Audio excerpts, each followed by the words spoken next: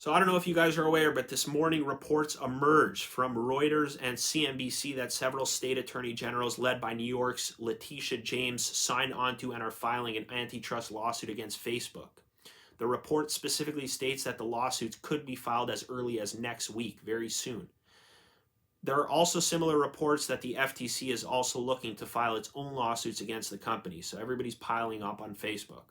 So this is obviously significant news because the outcome of these types of lawsuits, specifically with the backing of the force of the U.S. government, could literally send shockwaves through the big tech companies and change the way Facebook currently is structured and does business, and how in general these big tech giants, including Apple, Amazon, and Google, do business in the future. So something really significant. So for anyone who's been following the literal war that's been brewing between big tech Congress and the government bodies like the FTC, this might not come as a shock, as a surprise. But for those who are hearing about this for the first time, or for those who are hearing about some things, bits and pieces from the occasional news report, I want you to know this is serious and this is significant. For sure, for anyone who is a stockholder in any of these companies, this is something that you need to follow. So let me explain how we got here and how this might play out. So I don't have to tell you, big tech is obviously extremely powerful. They are privy to huge amounts of our personal information. They have access to everything we hold dear and private. Next time you're about to type in that four-letter word on Google, starts with a P, ends with an N, remember, there's probably some geek in Silicon Valley who knows exactly what you're doing. So you are warned. Anyway, I stopped counting the amount of reports that have emerged about big tech abusing people's power by infringing on their privacy. I will say Apple has on occasional been the canary in the coal mine. Specifically, you might remember the famous case where Apple refused to unlock the iPhone of the Pensacola, Florida Navy-based shooting suspect. But honestly, the fact that they have the power to unlock your phone in the first place is dead scary. Also, their nobility all of a sudden is in this scenario is probably just a PR stunt, but that's just my opinion. Anyways, these companies also control the flow of information that you receive to a large extent. I'm sure you guys have all seen recently the Netflix documentary called The Social Dilemma, in which ex-big tech employees essentially expose their former company's practices, and it's bad. Basically, they explain how their algorithms are designed to feed you specific information that they know, based on your previous search histories across the internet, will keep you on the networks for as long as possible. It's unbelievable. If you haven't watched it, you definitely should go watch it. You might even delete some of your Facebook accounts or your social media. So basically, this is all to suggest that if there was ever anything that came close to a godlike structure, probably it's very similar in nature to these big tech companies. They're just too powerful. The problem was that these companies basically creeped into society before anyone really understood how bad they can get. Everyone's like, oh, Facebook. Facebook was created in 2008. That's not very long ago. But over time, they grew bigger and more powerful. And then all of a sudden, ordinary people, government officials, they began to fear that maybe they actually gained too much power. Oh, you think?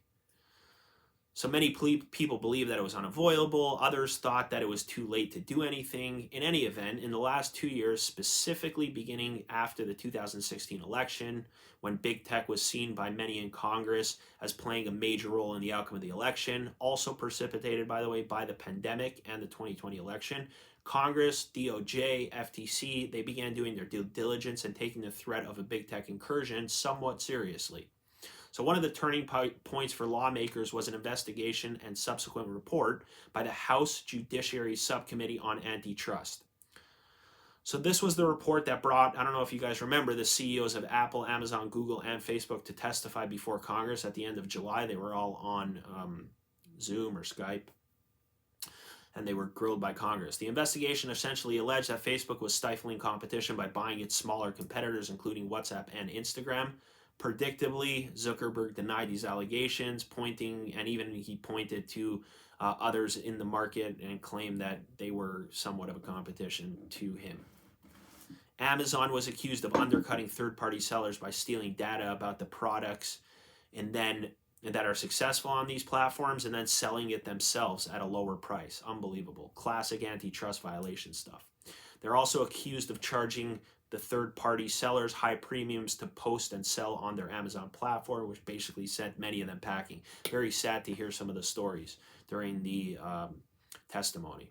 So Apple was accused of monopolizing their app store and allowing only Apple apps on their platforms with the exclusion of Android apps, also charging large sums of money for people to be on their app platforms. And by the way, just a side note, I think it should be legal for Apple to require their customers to buy earpods. It's bullshit. Anyway, lastly, Google was accused of abusing their dominance in online search and advertising, again, essentially by prioritizing some and failing others.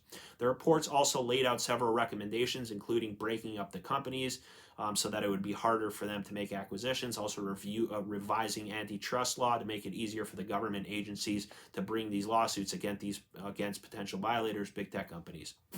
Anyway, so soon after the report, on October 20th, the Department of Justice filed its first antitrust lawsuit against Google. Everybody was happy. It essentially alleged unfair practices in the online search and advertising business. Bear in mind, it's still early to tell what might come of that lawsuit, but it was definitely a major step for lawmakers in their efforts to curb the power that is big tech, and people really saw it as a significant step in the right direction. Anyway, that brings us to today. So this morning, again, like I mentioned, reports emerged in Reuters and CNBC that Facebook will be the next. Of course, it's unclear what exactly is alleged in the lawsuit, but based on the Judiciary Subcommittee's report, it's likely to be about Facebook's acquisition of Instagram and WhatsApp, and whether they are engaged in monopolistic behavior by purchasing smaller companies they see as threats and effectively running them out of the marketplace.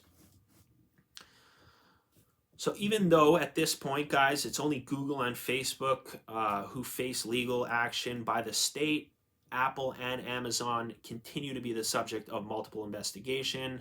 Look, it's hard to determine whether they will be sued, but I think based on Google and Facebook's lawsuit, one after the other, I think there's a near certainty that lawsuits targeting the others are going to be brought sooner rather than later. Honestly, I think Congress is just fed up with these entities having more power than they are. I think that might be a good thing. The truth is, I'm actually shocked that these lawsuits were even brought in the first place, because most of these senators receive large donations and campaign contributions from these companies. I'm not saying that the sum is big enough for them to be considered in their pockets of these companies, but at the very least, we know that many of these senators feel beholden to their donors. Anyway, we don't have to worry about that, I guess, thankfully, because lawsuits have been filed and these companies will face a reckoning in court. So let's think about what could happen. So in reality, I think these things take forever. I'm trained as a lawyer. I understand this. These companies will have incredible legal representation, so just drag it on. You know, we'll see what actually comes out of them.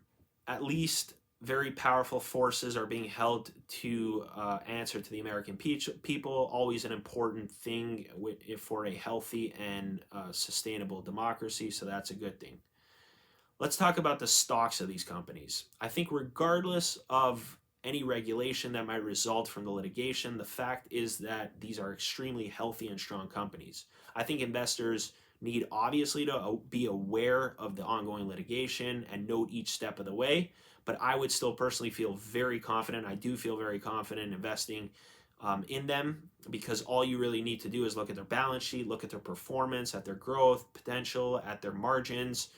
Also, think about Microsoft, and they had the same dilemma with antitrust lawsuits brought in the 80s, and look where they are today. I mean, they're strong. Of course, you have to do your own research. Also, we'll see what happens with the Biden DOJ. Maybe the lawsuits will be thrown out. Who knows? Anyway, I think that pretty much covers it for today. We'll see what happens with these lawsuits, see what kind of breaking news we get in the future. We will be sure to bring it to you pretty quickly. Thank you so much for watching. Do your own research. This is just all my opinion and my research, but it's important for you to do before you put your money anywhere. So thank you so much for watching. Please like, please subscribe. I really appreciate your time, and we'll see you next time.